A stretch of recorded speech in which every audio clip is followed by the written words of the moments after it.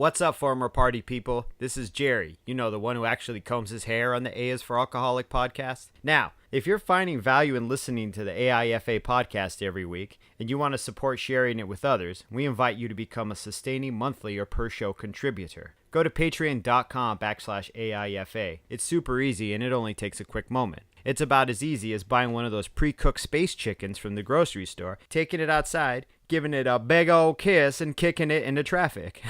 Why would you do that? Anyway, you do you, and I'll do me. Again, go to patreon.com/AIFA. And with that, people, let's start the show.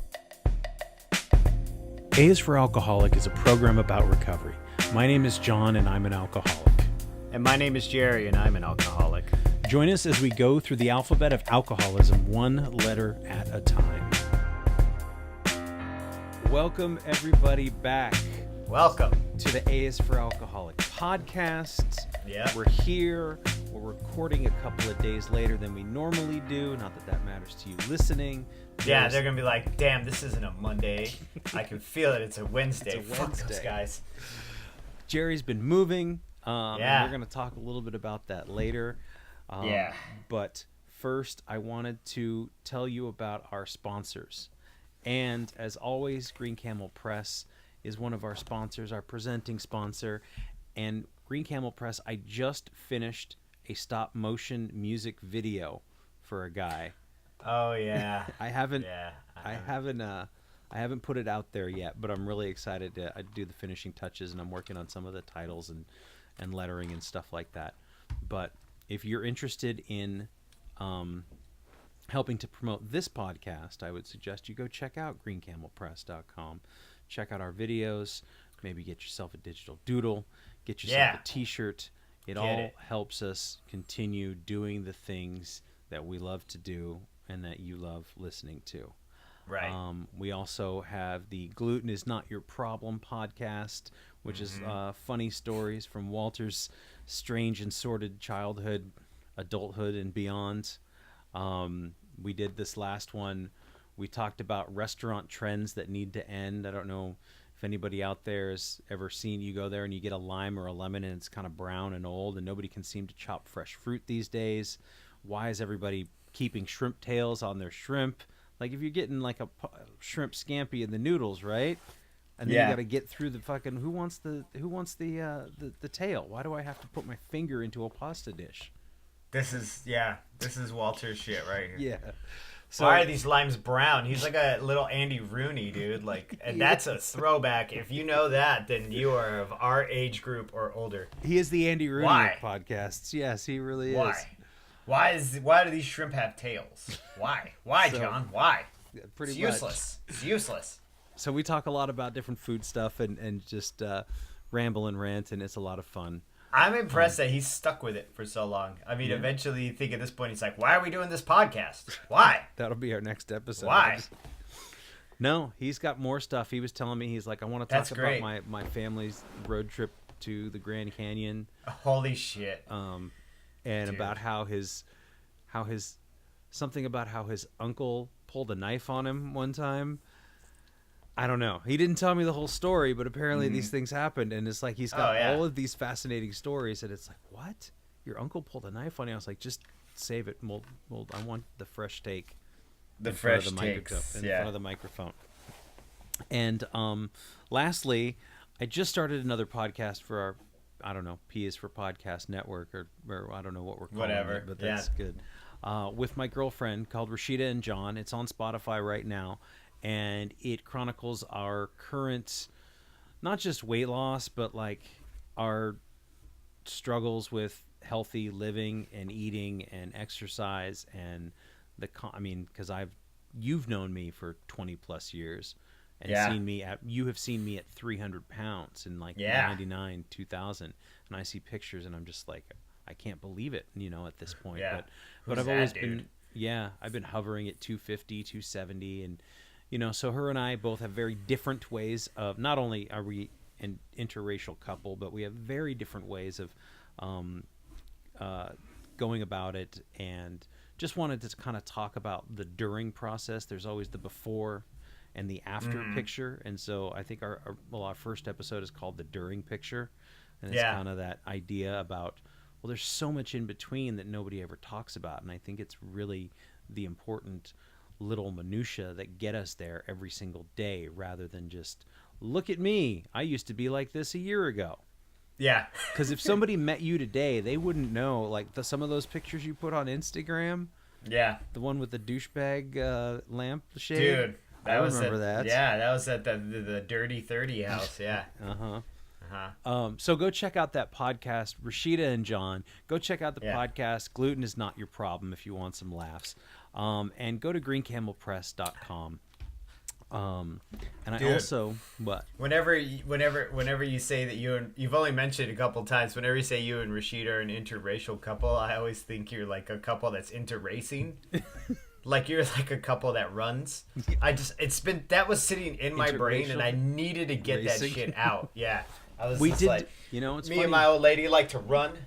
We did do we're a little we're running together. interracial. We're interracial. Well, and it's funny too. I was joking the other day because we talked about because we don't live together, and no. I said, well, we may be interracial, but we're not interspatial. Right? That's some dude right now is driving in his car like, what the fuck? Like on Friday when this comes out, right? He's gonna be like, on his commute. What the fuck? What are you guys talking about? These guys are dumb. So, any of those things we would greatly appreciate you checking out.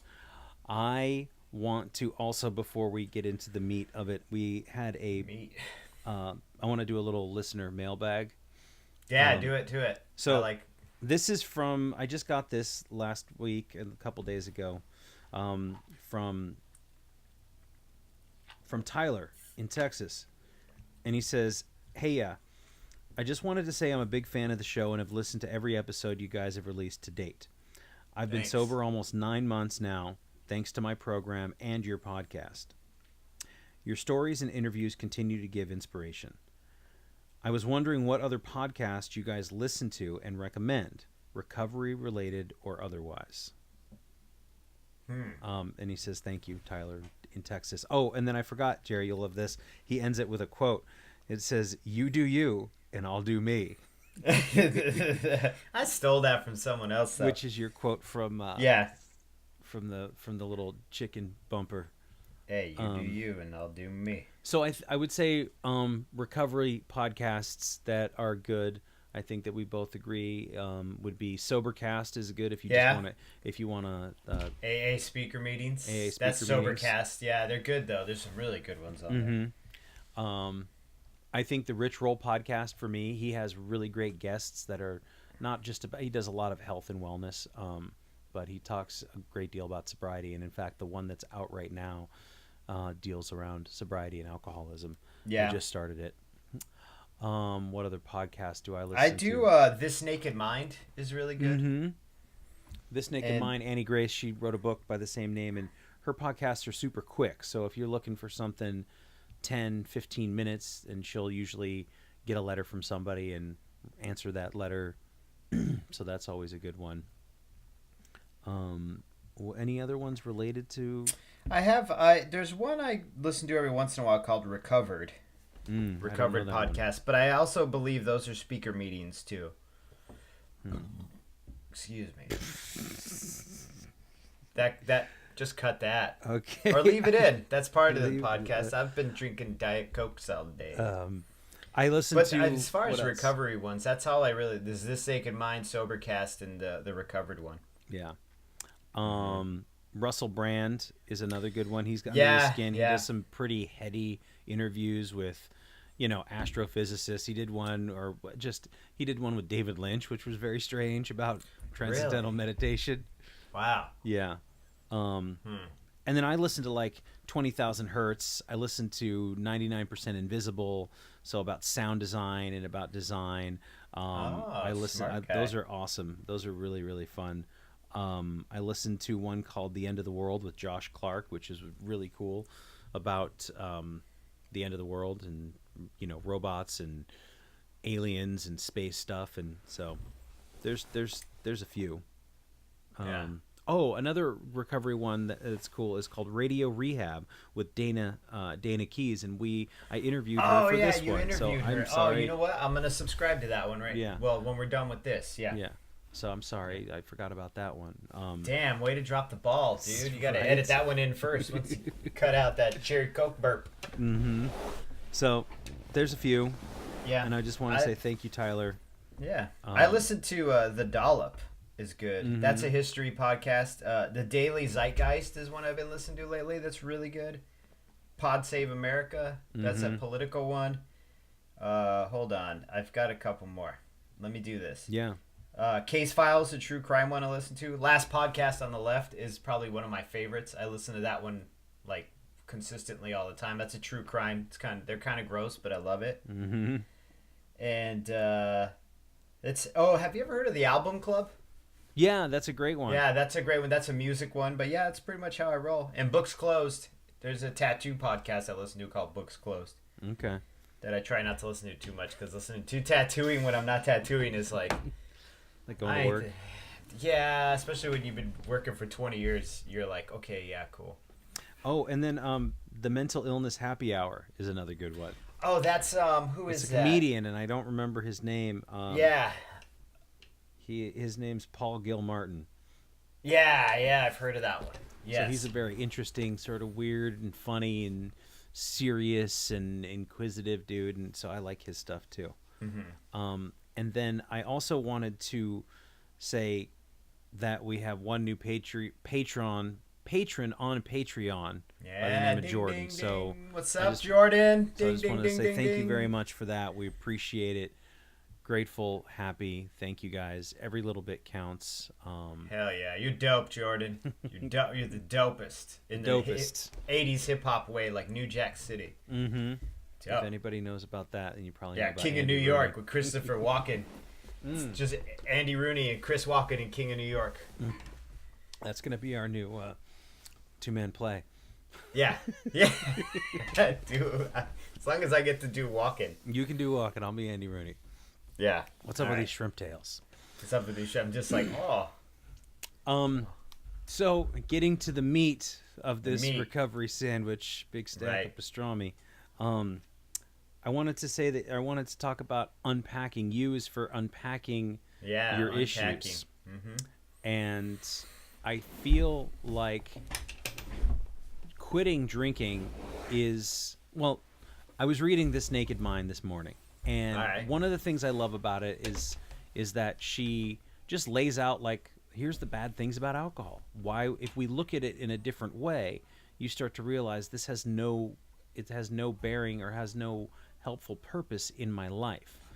What I haven't gotten from that book, and I love it, and I'm enjoying it, and I'm reading it, but also coming from a 12-step program, what I haven't gotten in that book, and this is just for me, is there's no steps about what to do after you've quit. At least not yet. There might be. I'm like 2/3 through the book. And I feel like figuring out those things is just as important as getting sober, as getting getting dry. Right. Because as a young man, as a child, I was not taught a lot of things as far as how to be an adult. I was not taught. I mean, I'll give you an example. My dad was the kind of guy who he didn't have a checking account, so he would get a paycheck and he would go to the bank and he would cash it, and to pay his bills he would get like cashier's checks at the bank, because writing a check on money in the bank was not feasible for him. And I can't even imagine that nowadays, but I used to do that too. And so you learn these ways of like, well, I'm just going to get the money here, I'm going to pay the check, and maybe that works for some people, but I know now that, well, I'm just going to have money in the bank and I'm only going to write the checks that I know I have money for. And even now I pay most of my bills online, but it's just these weird little things that growing up you think are normal, and then you come to find out it was because he couldn't manage money well. Yeah. And so Not that there's anything about money management in any of the literature that No, none at all. None at all. No, Well, no. They're not like, here's how you balance your checkbook. Here's how you pay your taxes, rummy. There were a lot of things, like how to treat people and how to talk to people and things I never got. And so for me in my program, it was like there was all these not rules, but these tools to use to figure out how to live. And so I didn't get that from This Naked Mind necessarily, and not yet. But it just occurred to me that that's something that I need, and I feel like part of one of those tools is trying to understand yourself, your issues, and to literally take an issue that you have, figure it out, and then resolve it, whether that's through forgiveness or therapy or whatever it takes. I think about the things that I have now. I have the tools to do that. I can go, oh, I don't feel really good about this. I am resentful toward this person. Okay, well, what is that person attacking in you? Oh, well, it's attacking my security, or my boss is threatening to fire me, and so you begin to understand the ways in which you can be a normal, quote unquote, healthy person on a daily, regular basis, which I never got, and I was never even able to fathom those things when I was drinking. I mean, you just spent the last few days, and I wanted to say unpack because you're in the middle of a huge move. You just moved an entire house. Like a little clever play on words there, right? Yeah. And this occurred to me because you put something up on your Instagram, and you said, now I have to go move a bunch of stuff I should throw away. Yeah. Which was literal. It was a literal thing, and you took the deeper meaning out of it. That's what I did. God damn, you're so fucking Freudian, dude. So, what are some of the things in sobriety? We don't need to talk about the boxes in your house necessarily. Yeah, no, they're all so full of shit. There's so much shit, but yeah. But in sobriety, those things that they talk about getting rid of old ideas. Right. Yes, the old ideas, right. So that's what I imagined are the things that I should have thrown away, or that in that analogy.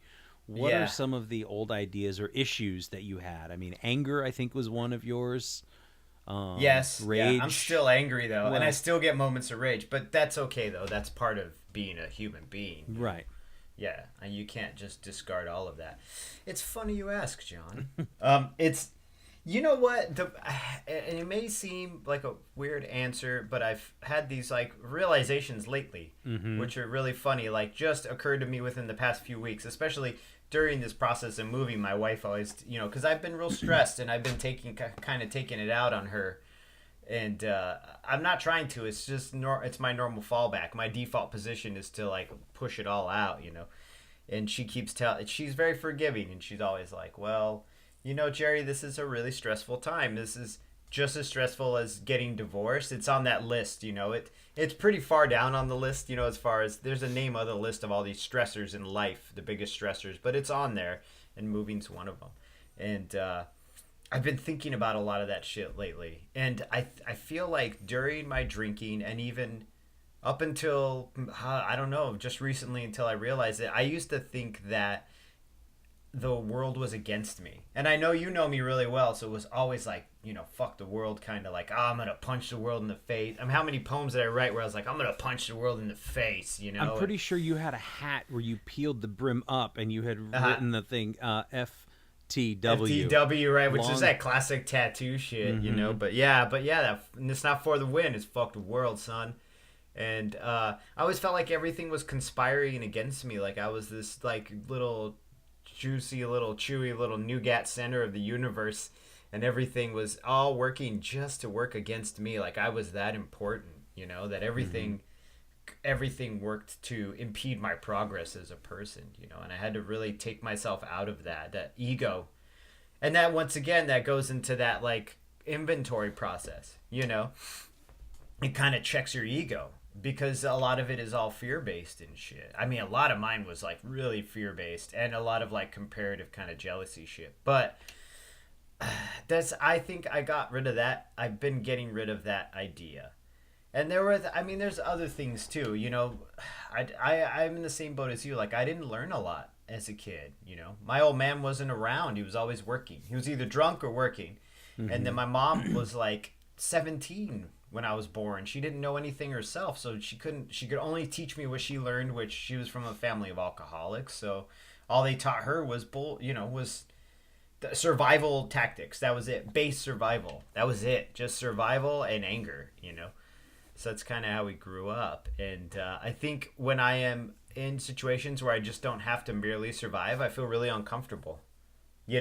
Like you go to a nice hotel and I'm like, I don't fucking belong here. Like, I shouldn't be in here. We're going to get in trouble. I shouldn't be in this car. This car is way too nice.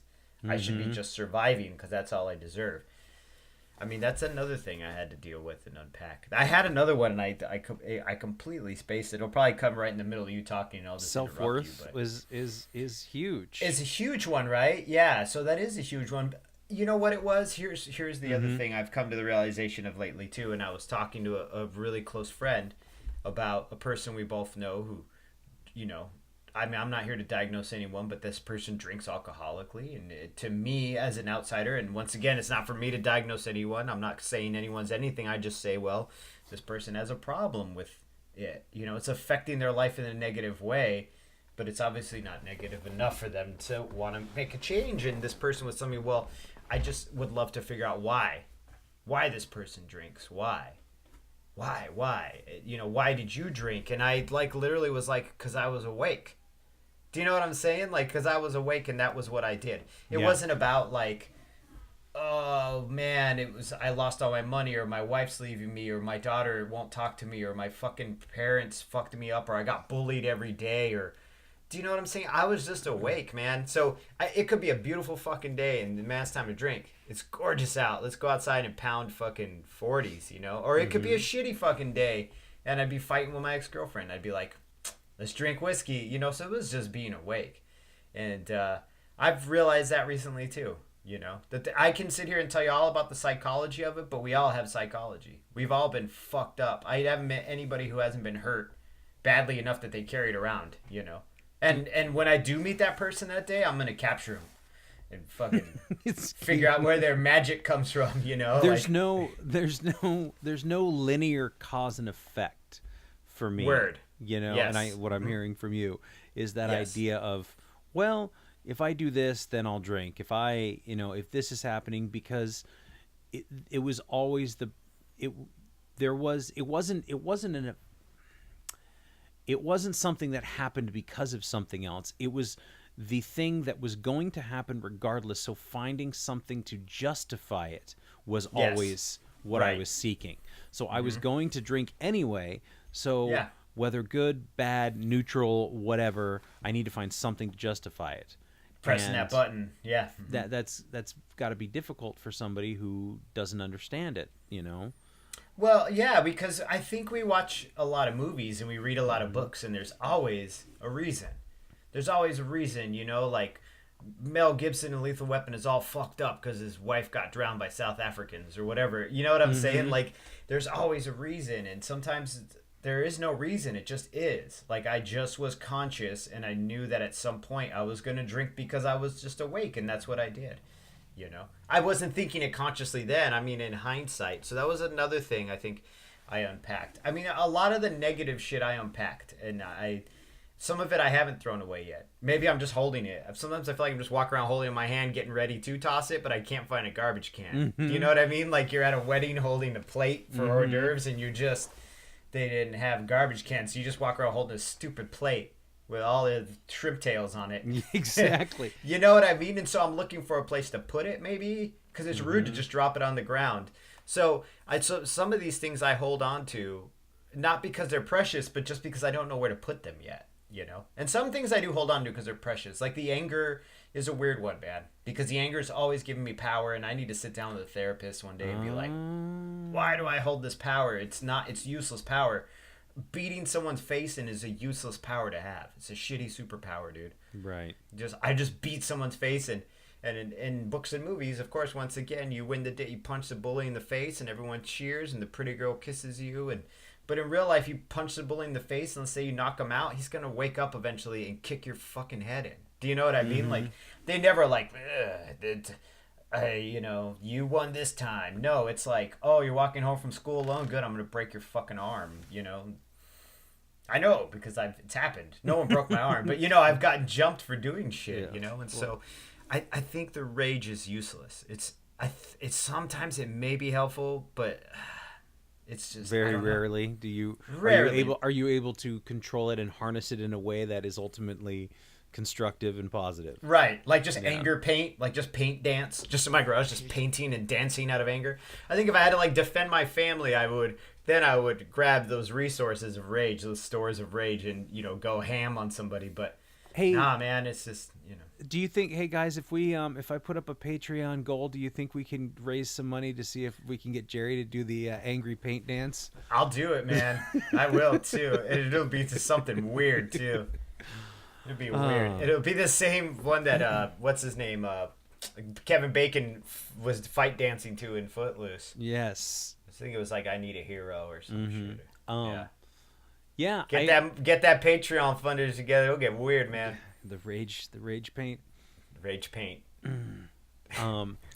So self-worth. We talk about anger, and you don't want to let go, and we know that anger oftentimes, if not always, for me, is stemmed in some sort of fear. I'm afraid of something, so I lash out in anger. And I don't know if you find you're afraid that you'll lose control. And I think so, yeah.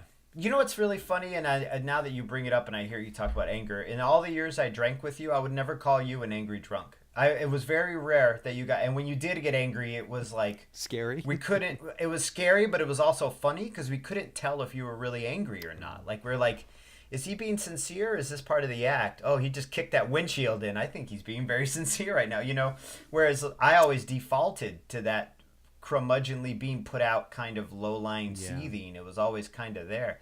And so I always wondered, what your superpower was. I guess your hidden horrible I was either sad or extremely happy. Yes. I don't remember. Very rarely was I angry. I mean, rarely. And I saved that. Even in the darkest alone times, it was mostly sad. But I just try to think about it as something. I'm afraid of something, and what am I afraid of? And if it's control, and it's easy for us to say, well, control's an illusion, and you just got to let go, and trying to find that moment or that way of saying, because you have to. It's repetition as well. All of this stuff that I have learned, I do it every single day, all the time, and then finally it clicks, and you go, oh, okay, that's how you live life. Not, right. Well, here are the tools, and then I do it, and then everything's cured. It's almost like we're wired to do the easy thing. It is like we're wired to do it, and we get the result from doing the easy thing. And the easy thing is if we do it enough, we get the result enough, then, oh, that's my fallback. That's my default. But then sometimes the better thing, the thing that makes you feel healthier and happier, is the harder thing. And I feel like once you start dinging on those positive aspects of it, like, oh, I did this correctly and I got a positive result from it, you need to like really try your hardest to hold on to that. Because it is really easy to hold on to the negative shit. It is super easy.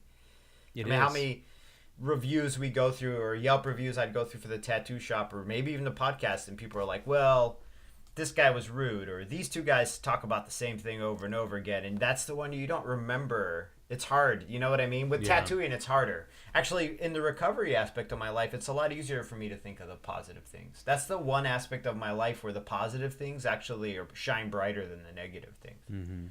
You tell me about those emails you get, or you text them to me, and like that makes my day. Like, and I think I actually pull back on that. Like, when I'm having a hard time with my recovery or just dealing with life in general, I think about that shit. I'm like, well, you helped somebody felt helped by me, and so that makes me feel like good. And maybe it feeds my ego too, like I'm like, oh, I'm such an altruistic badass, look at me, I'm motherfucking Jeff Bezos mixed with Elon Musk over here helping the world out. But I don't know, man. I don't know. It just feels good. It feels great. I mean, it's such a touching thing to really to get that from somebody, to get a message from somebody like that. And it's weird because I've never, not until I got into recovery, have I ever gotten messages from anybody regarding anything positive. You know, all my messages over Instagram when I was drunk were like, "Are you all right?"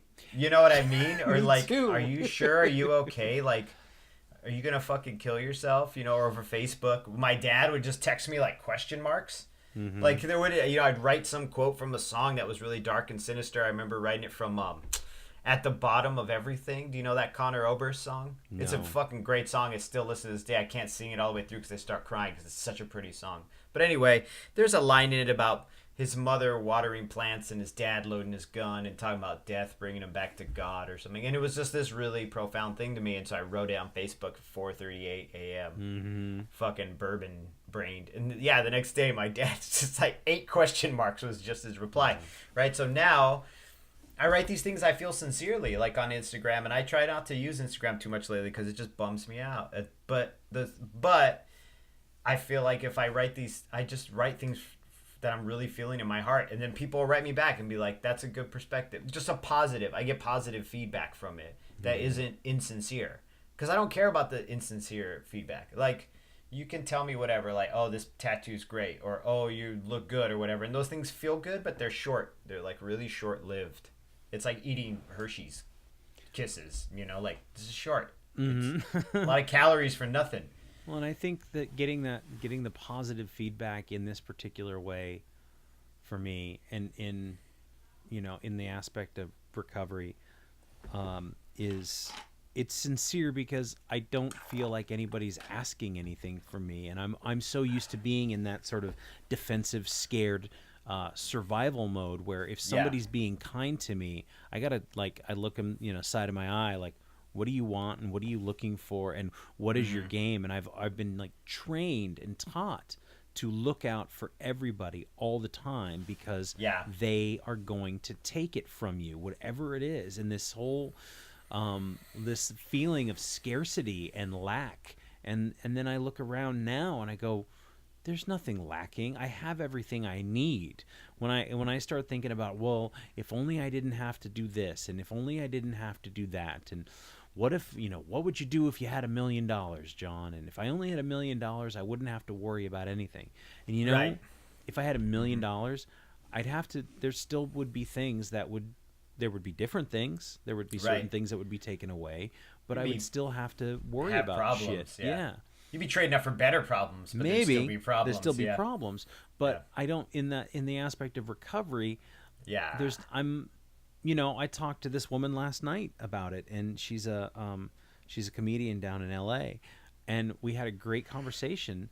Her name's Janetta St. Clair, and the interview will be out in probably a couple weeks or something. But it was just great to talk, and we just sat there and we just chatted, and it's the only place where I feel when people are being honest, sincere.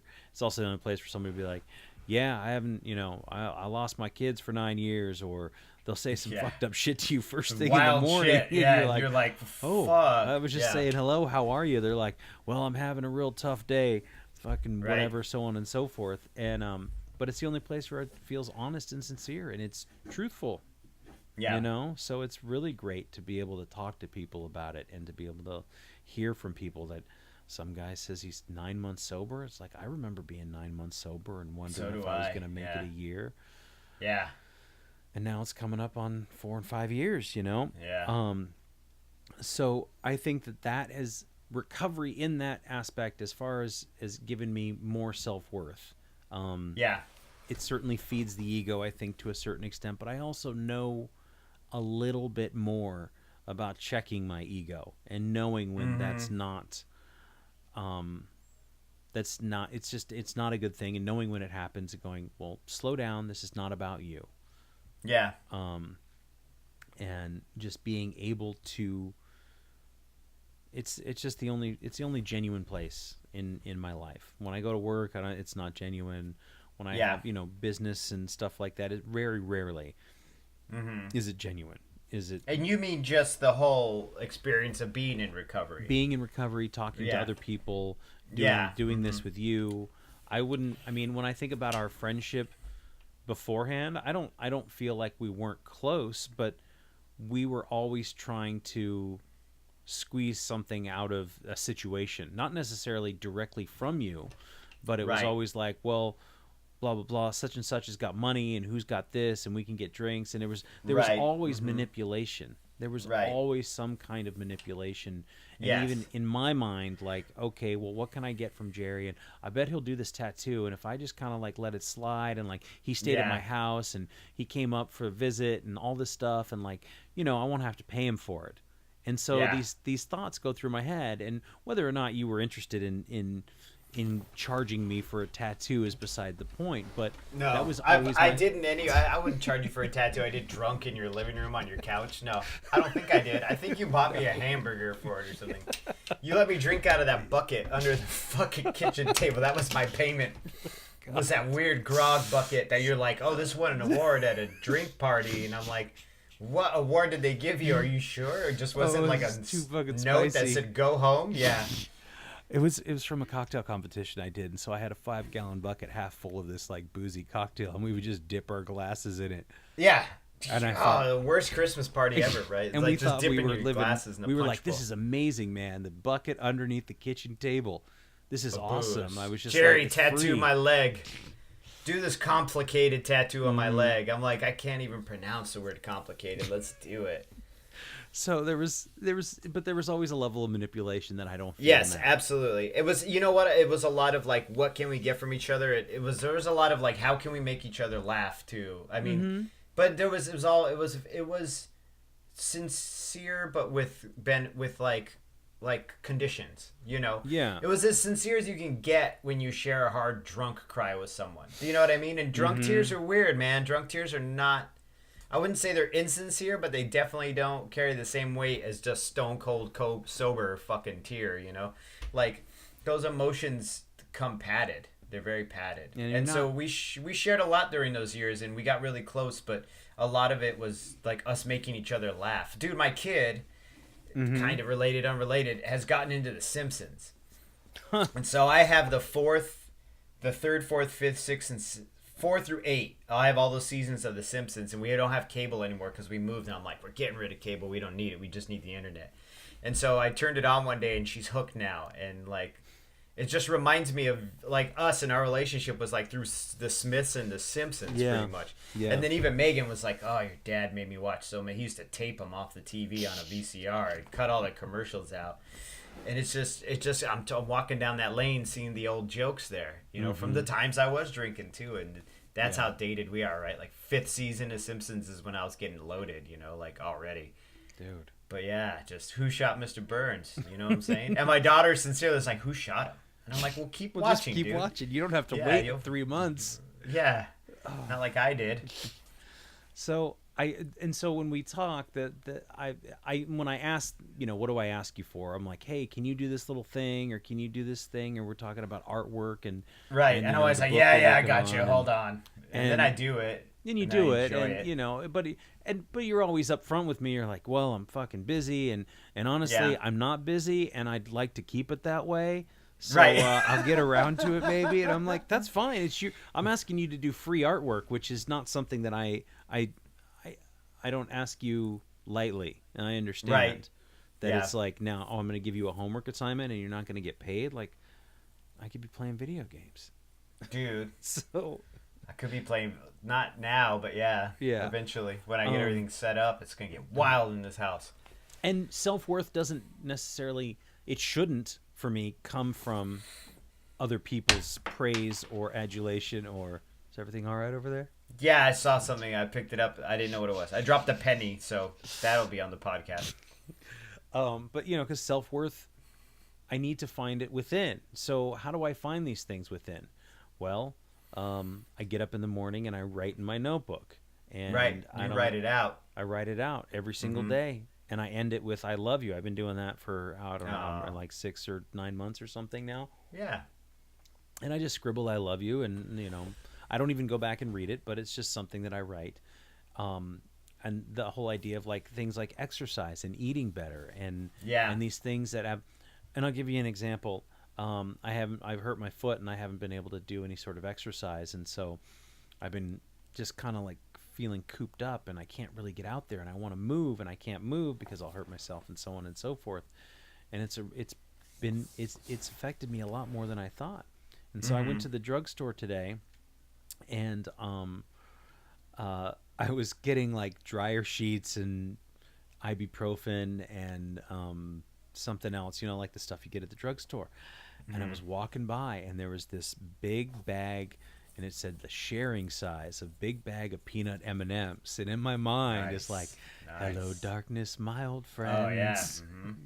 And I was thinking, that used to be me. I would have bought 2 for $6. I would get 4, because I'm gonna if it came up in a conversation, well, I'm gonna get, everybody at the office really likes them, right? That was always my line at the grocery store. God, you even lying to buy candy, motherfucker. Oh my God, that is great. You're just it's just a pillow. Is this your M&M pillow? You just cut a slit in the side and stick your tongue out to eat the M&Ms? Yeah. So I know you. I'm lying to eat candy. I see you naked in front of me, man. That's it. Yeah. I'm lying to get. God, you are a fucking addict. Yeah. I love it. It's true. And so I walked by and I was like, no, man, of course I'm not going to do that. I got to get home. I got laundry to do, and I don't have any dryer sheets and ibuprofen for my ankle. And so the way that we find, and that wasn't the way that I find self-worth has changed. And that wasn't self-worth for me. That was this sort of masking and covering and burying the hatred for a brief moment until I felt sick from eating too much candy. Yeah. And now I go, okay, I'm going to go for a run, and it's going to make me feel good, or I'm going to make my bed in the morning, which is something that I do now. Or I started lifting the weights more on a regular basis and start trying, and it's not easy, man. Like, no. I'm trying to create these habits, and I know that I have to do it and not listen to myself and not listen to those voices in my head that say, fuck it, stay in bed.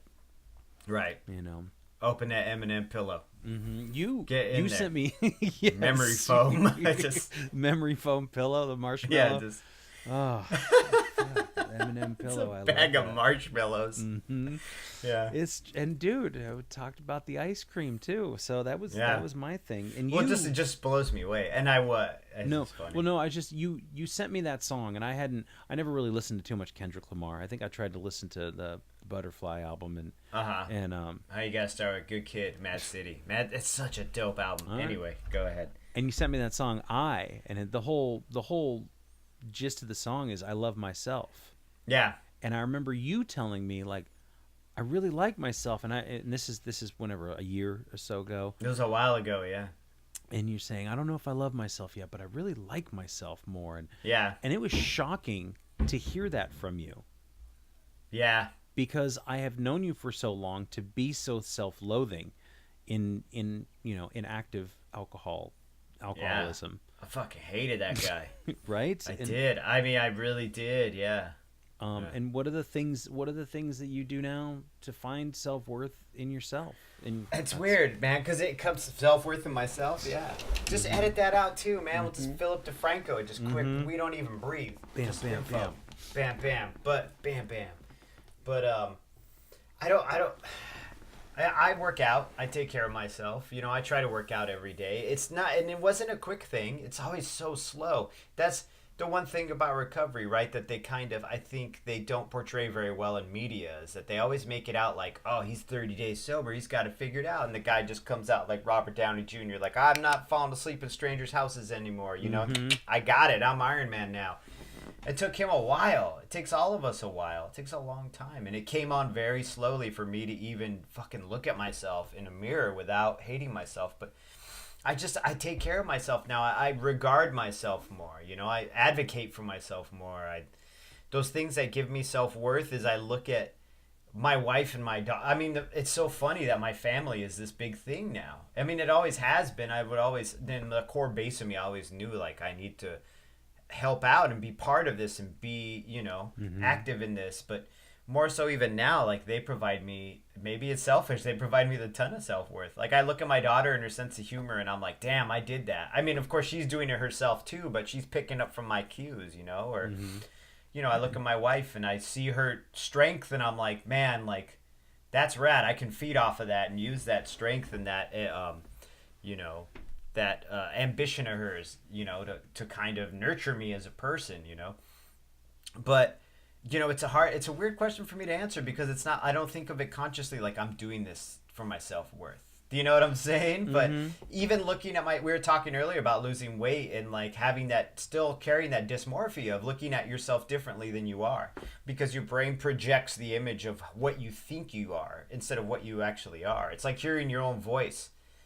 Like when I listen to these podcasts and I'm like, fuck, my voice is really high. I thought I had this deep, beautiful, silky baritone, and I just, I sound like a kid who just hit puberty, even in my 40s. It's this perception of what you are because you're kind of trapped inside of your own cage, your own logic cage. So I don't do these things consciously to help myself. I just do them because they feel good and they're sincere. Then I notice they're more sincere now. And I can't say like, oh, quitting drinking fixed everything. It wasn't just that. It was like quitting drinking and it wasn't even just, going into 12-step program too. I read that thing that Mishka wrote, and it was really interesting. He was saying like, you can't really look at other people who aren't doing it the way you're doing it and judge them for that. That's culty. Like we all have our own way, and me going into 12-step was a tool. That's all it is to me, is this tool to learn how to cope with life the way that I should be coping with life, and using these things to provide myself with self-worth, And gratitude is another one too. I have to kill all my entitlement, and that makes me feel like I'm worth things, which is funny because isn't entitlement like the basis of I'm worth this? Entitlement I deserve. Hollow self-will. Yes, self-worth. I deserve. And I don't deserve anything. You know what I mean? Like I didn't. Well, you deserve love, Jarrett. You deserve... Well, yeah, we've done this on the podcast before. We've been like, I don't deserve anything. You always say, you deserve love. And I'm like, yeah, I guess. But do I really? Yeah, I guess, yeah. Yeah, absolutely. But I don't deserve to be coddled or have my feelings regarded as far as, like, someone else being able to express themselves towards me, And if my feelings get hurt or I'm offended, I'll be like, fuck you, Jack. Go eat a dick or whatever, Like, I don't... But I guess if your name is Jack, that wasn't directed toward you. No, that I meant the more 70s slang, like Fritz the Cat. Fuck you, like Jack. That weird Itchy and Scratchy episode from the 70s where he's like, hey, Mama, can I get next to you? See, I have been watching The Simpsons. So self-worth is a funny thing for me, right? Because I don't think of it consciously. I guess that's it. It's just I try to take care of myself. I try to give myself breaks and not be so hard on myself. Because I'm not the center of the universe. I don't know everything. I'm going to fuck things up constantly. And if I beat myself up for it, if I tell myself that I'm less than, then I'm going to believe that. And so all my actions will be fucking tainted by that, Yeah. Yeah, man. When you say you're going to fuck things up constantly, I think about this a lot too, because a lot of the art projects I've been working on require me to learn new skills and to learn like whether it be a software program or how to figure out. There's always these constant problem solvings, and I don't know what I'm doing. And so the only way I can learn is to just go in there and make the mistake and to screw it up and then fix it and screw it up and then fix it. And I find that, and I always want it to be perfect, and I'm learning more and more that the fact that I'm going to screw things up is just the way it is, and it's just the way that it goes in learning these things. And being better to the point where now I've gotten to the point where certain things that would take me a long time are now like click, click, click, click, click. Oh, do this, write this out, done, boom. And now it's done. And you go like, oh, I don't know why that ever took me so long. Well, because you didn't know what you were doing. You didn't know what you're doing, exactly. You had little kid hands and little kid's brain. I tell this to Olive all the time. Dad, how can you draw eyes so good? I can't draw eyes at all. And I'm like, you have little kid hands and little kid's brain. You're going to have to screw up all your eyes at first until you figure it out. That's just the way it is. I got sober and I had little kid hands and brain. I had to learn how to live like, I hate the word normal. I hate the word typical. I just had to learn how to live a life that would make me not feel like I was on fire constantly. So my default is always say I had to learn a normal life, but that's undefinable. But I had these little kid hands and brains right when I first I still do, man. I have adolescent hand and brains now. Do you know what I'm saying? Like they just tremble a little, I feel a little more sure. But then like an adolescent, sometimes I feel a little too sure, and then I get schooled and have to check myself again and be like, what did I learn? What do we learn? You know, I tell it to Olive all the time. Well, what'd you learn?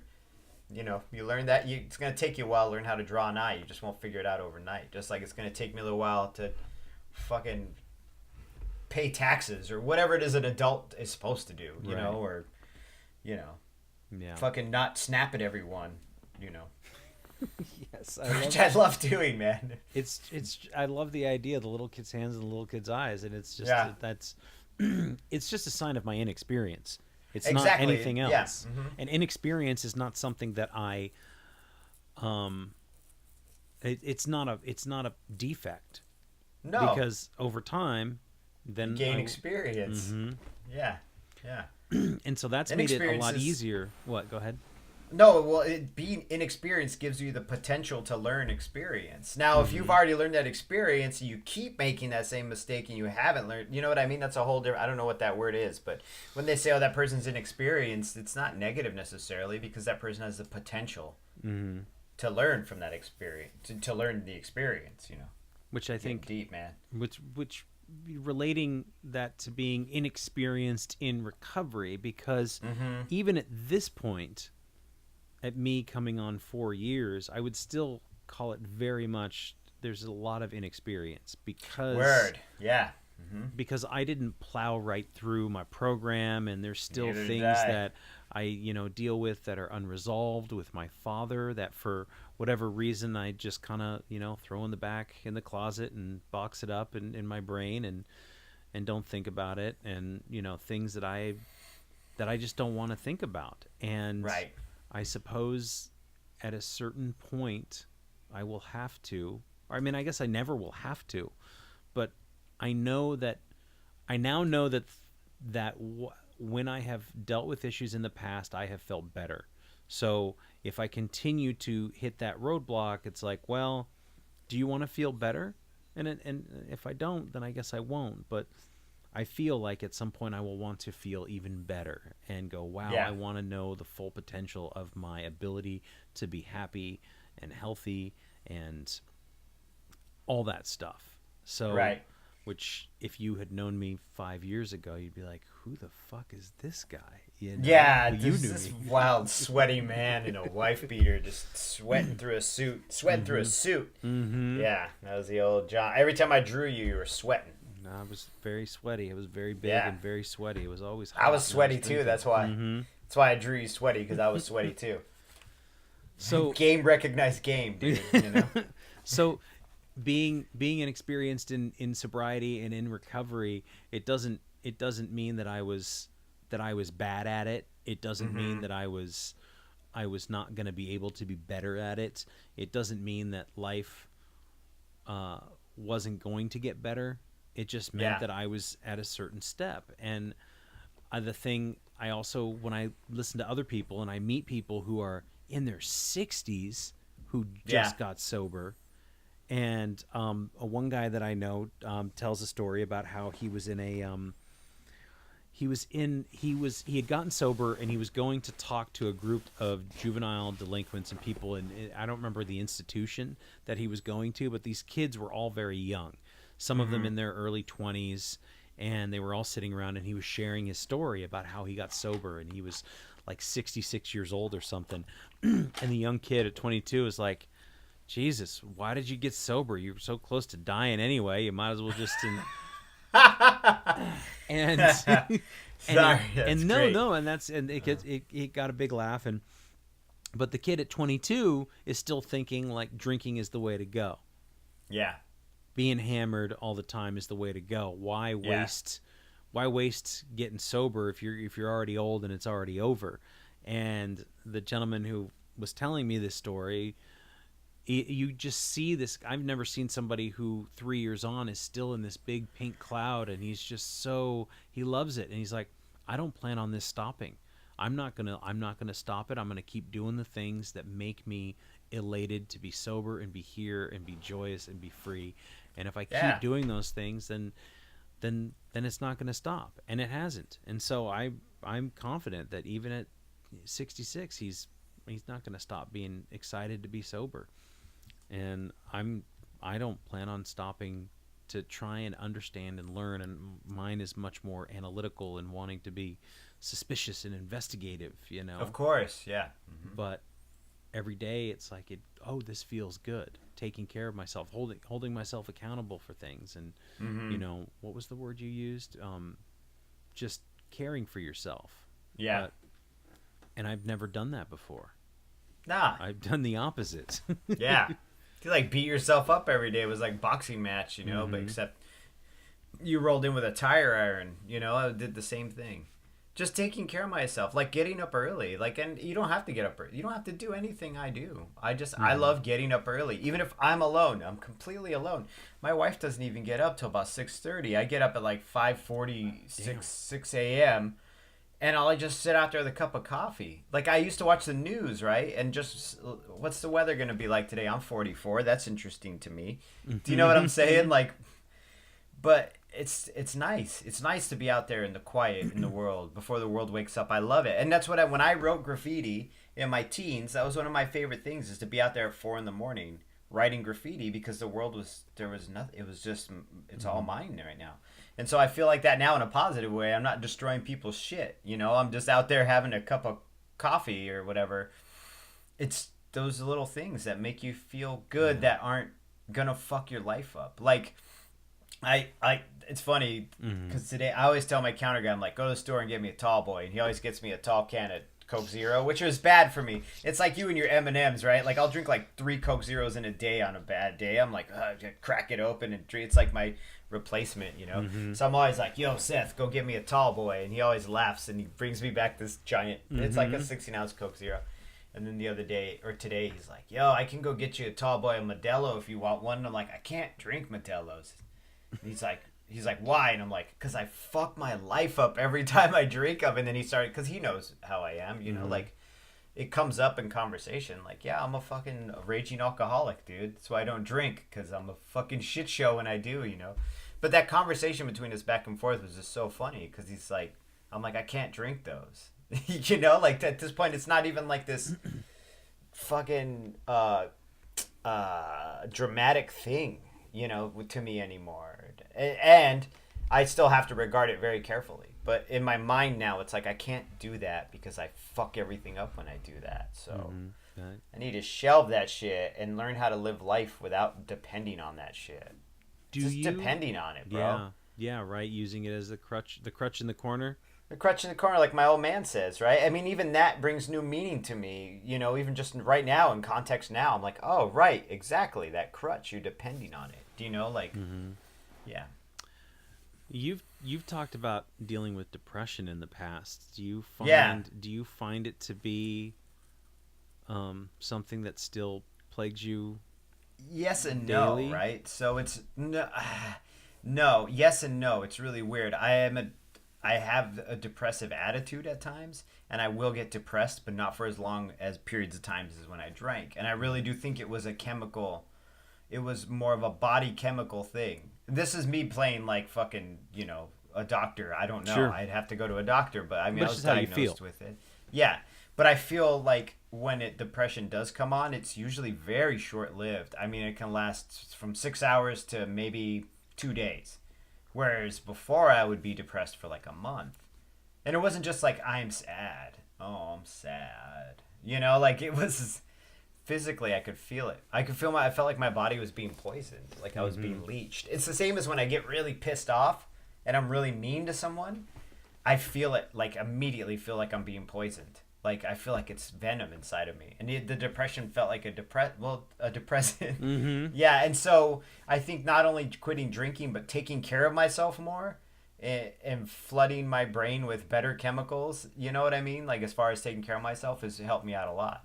And I don't fuck with psychedelics. I don't smoke weed. I don't do anything. I'm like completely sober. I'm trying to think other than caffeine and nicotine. You drink whole milk? No, I can't because I'm lactose intolerant, dude, and I fart a lot, man, already. I'm clearing out this podcast room. You don't even know. So me with whole milk, man, I'd probably just be like S's for shitting myself. So, you drink that whole milk? No, I'm all nut milk. I bet you fuck with that nut milk, dog. I drink Almond milk. I drink, unsweetened vanilla almond milk. I love it. Unsweetened, though. So this is something that I hear time and time and time again. And you talk about your depression being short-lived. Yeah. Nowadays versus when you were drinking and also taking care of yourself, is that action dictates mood and it's not the other way around. Mm-hmm.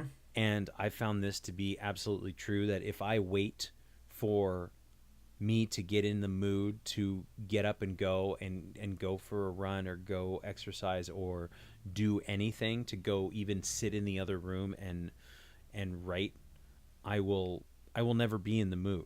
Rarely will it ever just will I have this epiphany and this like beautiful moment of I am awake and ready to do the things that make me happy. And it's always the other way around, that when I go out there and I do the run, and even in the first like 3/4 of a mile, I'm just like, oh, this is fucking bullshit, and my legs why am heavy, this is stupid. Why am I doing feels this? Stiff, and it's not like I'm gonna have a beauty contest. This is dumb. Right? Yeah, Exactly. I tell All myself those that in things. my walks. Yeah. Yeah. And then all of a sudden it's almost like it opens up a little bit and I feel a little bit loose, and then I come back from it and I'm like, oh man, now I'm excited to do these things that I've been putting off and putting off and putting off. Yeah. Or if I don't get the writing in the morning, which happens sometimes, usually I'm very good about it, it's in the back of my head all day. Mm-hmm. And it's like, well, you got to find a place. Now I'm at work and now I can't write my pages while I'm at work. I'm at work. And now it's like 11 o'clock at night and 11:30, and now it's midnight and it's past the time, and now I got to write my pages before, and it's awful. Yeah. So I find that the action dictates my mood. It sets, and this, I hear this all the time, and I think I hear it all the time because it's true, is that what the way that you set up your morning is that it dictates the rest of the day. Yes. Right? Yeah, I think so. In the way it starts. Yeah, but you can overcome it too, though. Depends. Mm-hmm. Sure. Yeah. But I need to have those things like done in the morning so I can go, okay, what does the day hold for me? What do I have to do? What errands do I have to run? What does my work week look like? And all those kinds of things. So yeah. Even the last couple of days, I haven't been really been able to move and do these things, and I've been kind of like trying to do some different stretches and maybe lift a few more weights and whatever, and I feel definitely this sort of like, it's all right, but not allowing myself to fall into the trap of I'll do it when I feel like doing it, because I never feel like doing it. No, neither do I, and especially with the taking, it is a good analogy for taking care of yourself mentally is taking care of yourself physically. Because there are a lot of days where I'm like, I don't want to fucking do cleaning presses and tape presses and all these stupid weightlifting things that I learned from YouTube. I don't want to do any of that shit, but I still do it. Like, I just fucking do it. I even have an outfit. I change outfits to work out in. Do you know what I'm saying? Like, I'll change out of my pajamas because it feels more like I'm doing it. You know, I'll put on shoes and put on workout pants and, like, get all my shit together and do it lately, not as much because I've been moving. See, and here I am justifying it to myself. But I feel like getting prepared to do it helps out a lot too, for me personally. Even not just physically, but emotionally preparing myself, going, okay, this is where I sit, or I walk, and I think and I walk. You know, I gotta think this one out. I'm gonna walk a quarter mile or a mile or whatever. It's different for everybody though, but I feel like preparing to do it helps you do it as well. But you just gotta do it. Yeah. Yeah. I just gotta do it. I think I know that if I just applied the tools that I use to get sober to say this idea that dealing with my dad, the issues with my dad, and one of the things that I have been talking about forever is, you write a letter to your father, who my father's no longer with us, he passed, and you write a letter and you tell that person, I would tell my dad everything that I felt. And then even if I wanted to, put it in an envelope and put a stamp on it and mail it to whatever the last address I have for him. If I would just use those tools that I had to get sober, apply it to the other things, I would probably be more on my way to unpacking and possibly throwing away or letting go of those things. And So, once getting sober didn't mean for me that I was cured. No. And I wonder if and when I will do that. I don't Probably know. not. Probably not. No. Maybe not. Sometimes I hope I'm not, though, because working on it fucking sucks, but sometimes working on it provides me fulfillment. I don't think there's ever a day where I want to be completely fixed, because then if I don't have that to work on, then what the fuck do I do? That's like retiring. I'm just walking around, just not knowing what, like when old people retire and they get depressed, like you don't want to retire from fixing yourself? No, Well, I don't think there's any. I really don't. There isn't, though. It's impossible. If I figure it all out, then I'm writing a book. That's what I'm doing. Yeah, that's next. Then I'm picking it all back up and going fucking wild. I don't think there's going to be any shortage of issues and problems. No. We as alcoholics, you and I tend to create new ones every day. Hell yeah. With new gusto. People. Yes, new resentments. With mad enthusiasm, dude. Yeah. But yeah, it's. I think. I don't know, man. I just know there's like this long road ahead, right? And I listen to people who have been sober for decades, who still struggle with things, and so and that more and more it just comes to it being this human issue. It's just it's what human beings. It really is. I think the benefit we have is that we walked through a bunch of shit to get to level playing ground, so we can look back and go, fuck, well, at least it's not that bad anymore. I honestly do. I feel actually really lucky that I went. It sounds really crazy, but I feel really lucky that I had the hardest times of my life and realized that they were the hardest times of my life and came out of it alive. And so now when it's bad, I can always, even in this move, I can always look at my wife and be like, we've moved in a lot worse conditions than this. And we lived in a lot worse than this. And I've been through so much more worse than this, Yeah.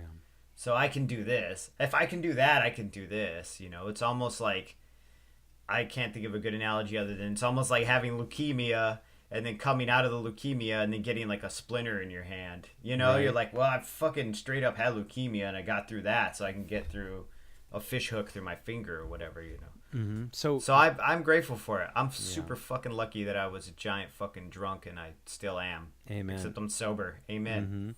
Do you think you're going to go through any of those boxes and toss anything, or is it all dude, staying? The minute my wife leaves town, I'm throwing so much shit away, dude. But yeah, I'm going. I have thrown shit away. Actually, it's not me. I let everything go. I'll throw everything away. I'll throw this friendship away. This was going to be my initial my thought was that what I found interesting was that I have got to the point where I get rid of stuff all the time. And it used to be the other way around where I would keep a bunch of stuff and I remember you just tossing things. Yeah. And now I see you packing up all this stuff and moving with it. And I'm like, I can't wait to get rid of this and this and this. Well, I can't throw it because it makes her sad. I see. And I love her, and I don't want her to be like, I got what the fuck, dude? My grandfather carried that fucking dresser over on his back from the old country, which is Idaho, And I'm like, the dresser's falling apart. It's an antique. No, it's broken. Everything about it is broken. It's only an antique if, like, it works as a dresser. Now it's just firewood. Like, it's got to go, dude. But I don't know, man. I mean, that's her own personal. Maybe I should get her on the podcast to talk to you about hoarding her stuff. And the hoarding is a exaggeration. Exactly. Because I know, once again, I'm not trying to be dick. I know people out there hoard stuff. But I guess I am kind of trying to be a dick a little bit because it's kind of funny to say some crazy shit like that. But yeah. She's not there. Yo, dude, I got a stool, like a plastic stool back here that when her mom was living with us, she broke her leg, so she had to sit on the stool in the shower. I got that shit. It's right there. Okay, like that was like 3 fucking years ago, dude. Well, someone might break their leg again. I'm like, yeah, probably. We'll just hose them off in the yard, dude. That might be you. It might be me, which I welcome the hosing. I broke one leg. I can break the other one. I want to take that back. I don't want to break the other one. That was awful. No. You would have thought that would have been the rock bottom, right? We were talking about this concept of rock bottom too, and like everybody always thinks, non-alcoholics always think, oh, it must have been one big event, and I'm like, no, I'll pick a bottom. I had tons of them. Yeah. I just decided one day I'm done having bottoms. I'm done. No more fat bottom girls for me, man. No more fat bottom girls. Yeah.